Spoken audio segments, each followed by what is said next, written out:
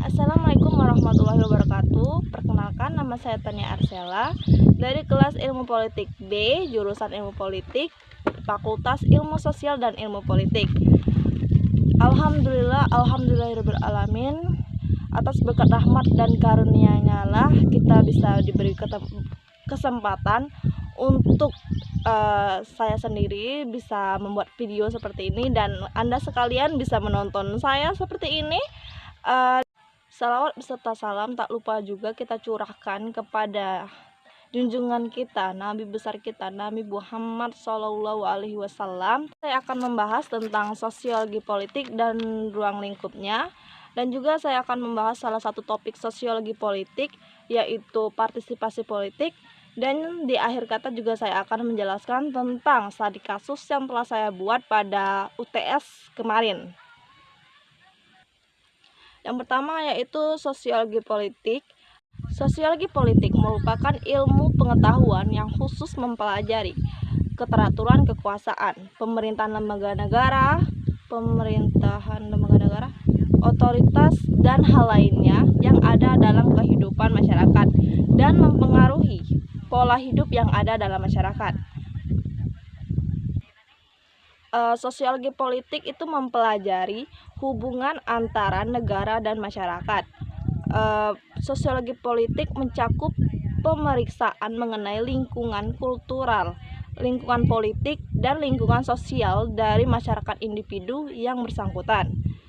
Kemudian saya akan menjelaskan tentang ruang lingkup sosiologi politik. Yang pertama, sosiologi politik sebagai studi tentang negara. Pembahasannya itu kajian dalam sosiologi politik. Yang pertama adalah spesifik dalam negara, khususnya dalam tanggapan masyarakat yang ada di dalamnya, serta kebijakan yang mesti diambil untuk melangsungkan dan mensejahterakan masyarakat. Kemudian yang kedua, sosiologi politik sebagai studi tentang kekuasaan. Kekuasaan ini diperoleh melalui kajian dalam sosiologi politik, terutama dalam menarik partisipasi masyarakat untuk dapat memberikan kepercayaan. Baiklah, kemudian saya akan membahas tentang partisipasi politik. Partisipasi politik merupakan suatu masalah yang penting dan akhir-akhir ini banyak dipelajari, terutama hubungannya dengan negara-negara berkembang. Awalnya, partisipasi politik memfokuskan diri pada partai politik sebagai pelaku utama. Tetapi, dengan berkembangnya demokrasi, banyak muncul kelompok masyarakat yang juga ingin memengaruhi proses pengambilan keputusan mengenai kebijakan umum. Kelompok-kelompok ini lahir di masa pasca industrial atau post-industrial dan dinamakan gerakan sosial baru atau New Social Movement. Selanjutnya saya akan menjelaskan mengenai pengertian dari partisipasi politik. Apa sih partisipasi politik itu? Jadi partisipasi politik adalah kegiatan seseorang atau kelompok orang untuk ikut serta secara aktif dalam kehidupan politik, antara lain dengan jalan memilih pimpinan negara dan secara langsung atau tidak langsung memengaruhi kebijakan pemerintah atau publik polisi. Kegiatan ini mencakup tindakan seperti memberikan suara dalam pemilihan umum, menghadiri rapat umum, mengadakan hubungan atau contacting atau lobbying dengan pejabat pemerintah atau anggota parlemen, menjadi anggota partai atau salah satu gerakan sosial dengan direct action-nya, dan sebagainya. Ada pendapat bahwa partisipasi politik hanya mencakup kegiatan yang bersifat positif. Akan tetapi, Huntington dan Nelson menganggap bahwa kegiatan yang ada unsur destruktifnya seperti demonstrasi, teror, pembunuhan politik, dan lain-lain merupakan suatu bentuk partisipasi. Di samping mereka yang ikut serta dalam satu atau lebih bentuk partisipasi, ada warga masyarakat yang sama sekali tidak melibatkan diri dalam kegiatan politik. Hal ini adalah kebalikan dari partisipasi dan disebut apatik.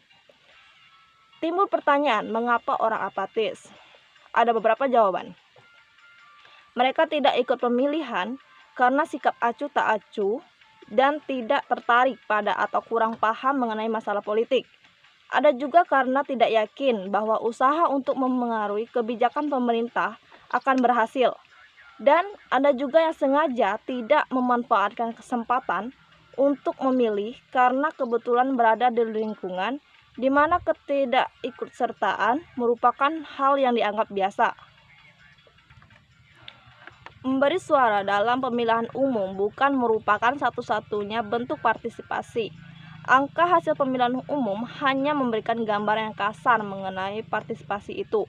Masih terdapat berbagai bentuk partisipasi lain yang berjalan secara kontinu dan tidak berbatas pada masa pemilihan umum saja.